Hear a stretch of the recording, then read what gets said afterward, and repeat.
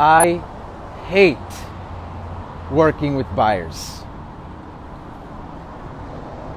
I hear that phrase, expression far too often in our industry. People come up to, oh my God, I just worked with this buyer, I've been working with them forever, and I hate it. Why do you hate it? Why do you hate working with buyers? Well, I'll tell you why most people feel that way. Most agents feel that way. Most agents feel that way because they did not set proper expectations up at the beginning of the relationship with the buyer. You see, most agents do not educate the client before they begin their journey.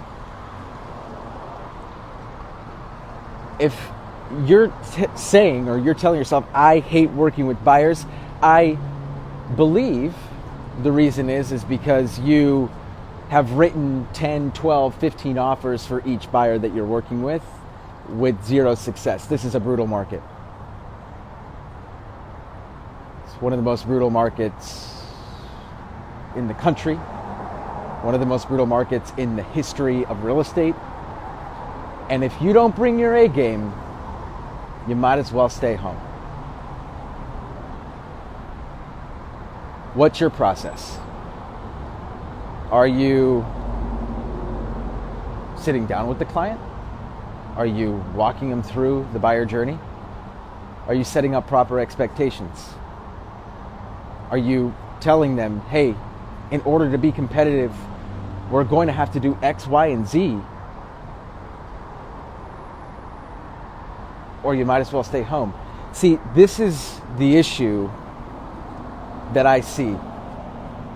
And guys, you have to understand, I train and coach all of my team members up to understand that there are nuances that you must do. Nuances you must do. I don't even know if that's a thing, but there's nuances in the way that you engage and communicate with the buyer at the beginning. Are you building your value at the presentation? Are you going through the contract? Are you explaining to them, these are the things that we need to do with our offer in order to get it accepted? Are you setting them up with a lender that's going to help them win? Guys, the love letter, we still do love letters. We don't have to do love letters, but we still do love letters. If the agent presents them, great. If they don't, then no skin off our back. You want to know, I heard a very fascinating phrase the other day from my buddy Mark Pattison. Shout outs to you, Mark. He said, the lender is the new love letter. And when I saw that, I was like, oh my God, he's right. Shout outs to Monique Stanford, who I've tagged on this video. Monique and I have been working together for 7 years, and she is a tiger. When we submit an offer, you want to know what she's doing? She's on the phone with the agent on the other end telling them, this buyer is going to close for X, Y, Z reason. I've pre-underwritten them. I've done X, Y, and Z. Guys, if you hate working with buyers and you're just allowing them to work with whatever lender that you want them to, that they want to work with, that's on you. It's not the buyer's fault. They don't know any better. You have to get them to understand that every single piece of the equation matters.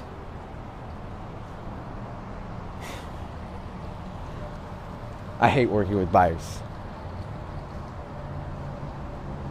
Are you doing the little things? Are you sending them off-market inventory? Are you going out there? Are you pounding the pavement? Are you sending out letters to the community to see if, hey, like, they really love Avenue 1?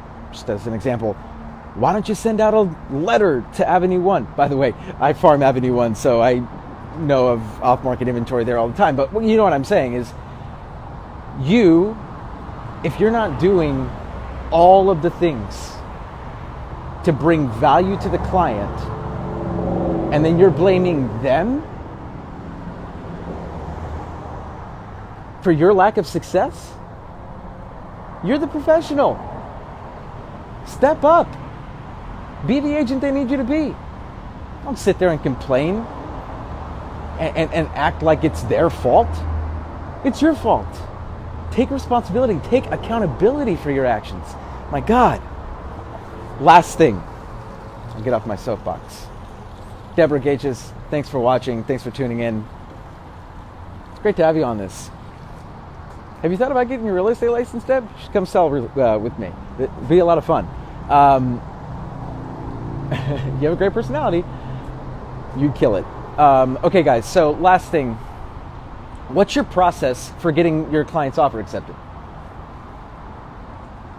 I'll tell you what our process is. I was actually on a call yesterday with Lorna Hines and like 40 of the highest producers in the entire Bay Area, all together on one call. It was awesome. And she wanted to know what we were doing right now to get counters. And I said, what do you mean? What are we doing to get counters? How many agents do you know that counter? I'll tell you, there's not that many. What's your process? Well, we call the agent a minimum of 3 times. All of the agents on my team understand. All the SSV agents know that we have to call the agent, we have to butter them up, we have to figure out what's their process. Do they normally counter? Do they not counter? Do they only counter the highest 3? These are all things that we should know before we make the offer. Then we become their sounding board. We build a relationship with the agent. How many times, and be honest here, how many times have you only called the agent once or 0 times before submitting the offer? And then had your buyer's offer not get accepted? If you don't do the little things, you're never going to achieve the level of results that you want, and your poor buyers.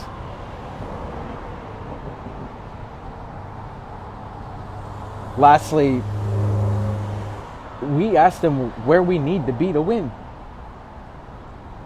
We call them like literally 12 o'clock deadline. We're calling them at 11:59. Hey, how's it looking over there? Where do we need to be to win? We don't need counter. Shout outs to Kiana. Kiana and I recently got a home buyer in a contract, and we ran the playbook to a T.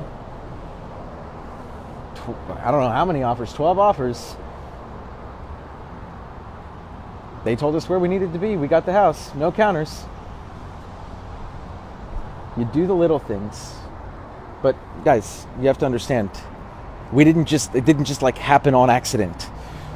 We set the client up for success at the beginning. We had a consult.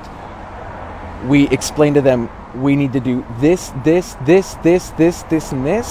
in order to even have a shot. Let's do this. Boom. We present the offer. We call the agent. We build a relationship with the agent. We make them known. We make it known who we are. We create a bond, and you create